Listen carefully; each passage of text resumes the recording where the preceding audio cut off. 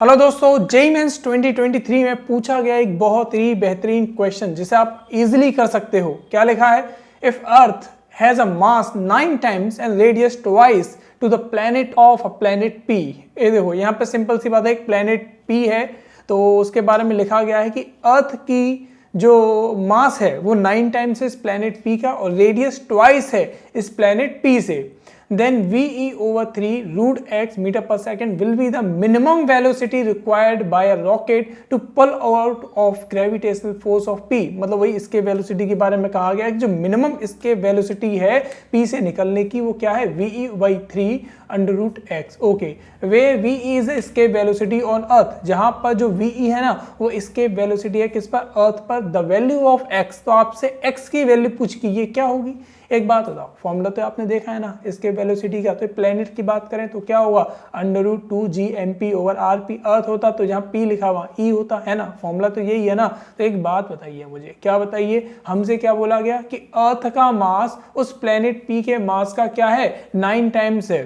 तो उस planet p का मास क्या हो जाएगा? 9 का डिवाइड दे दो अर्थ के मास में। सही बात है ना। तो mp को हमने लिखा me/9।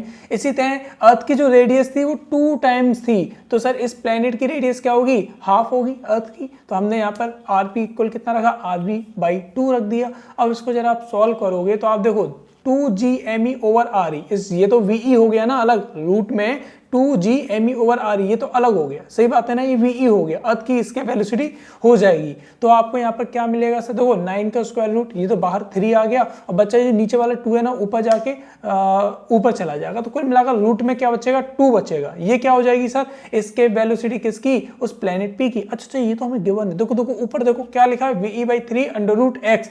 जब आप इससे इसको कंपेयर करोगे तो सर आपको आपका आंसर मिल जाएगा जो कि होगा 2, है ना। x की वैल्यू कितनी आ जाएगी? 2। इसका मतलब आपका राइट आंसर था ऑप्शन नंबर 1। क्या बात समझ में आई? है ना, सिंपल है, बस फॉर्मूला याद होना चाहिए तो आप इसे इजीली कर पाते। इसी तरह दूसरा क्वेश्चन क्या कह रहा है? Which of the following frequencies does not belong to FM broadcast. देखो ऐसा क्वेश्चन आपसे पूछा जा सकता है, बस आपको रेंजेस याद होनी चाहिए। अगर हम FM ब्रॉडकास्ट की बात करें तो उसकी रेंज क्या होती है सर? 88 मेगाहर्ट्ज से 108 मेगाहर्ट्ज तक। इन्होंने पूछा कि कौन सी फ्रीक्वेंसी बिलोंग नहीं करती है। अब आप देख लो, जो 88 और 108 के मिडल में नहीं आती है वही बिलोंग नहीं करती है। 106 भाई बीच में है, 64 मेगाहर्ट्ज, अब भाई ये नहीं है, ये नहीं है ना, ये तो कम हो गया ना। तो भाई आपका राइट आंसर क्या है? 2 ही है। बाकी 99 और 89 मेगाहर्ट्ज ये भाई FM ब्रॉडकास्ट की रेंज में आते हैं, इसका मतलब ये सही है, ठीक है। और जो बिलोंग नहीं करता वो क्या है? 64 मेगाहर्ट्ज वाली फ्रिक्वेंसी बिलोंग नहीं करती है FM ब्रॉडकास्ट में। क्या इतनी बात क्लियर है? चलिए जी, मिलते हैं आपसे नेक्स्ट वीडियो में ऐसे ही मजेदार और अच्छे क्वेश्चन के साथ। Bye bye.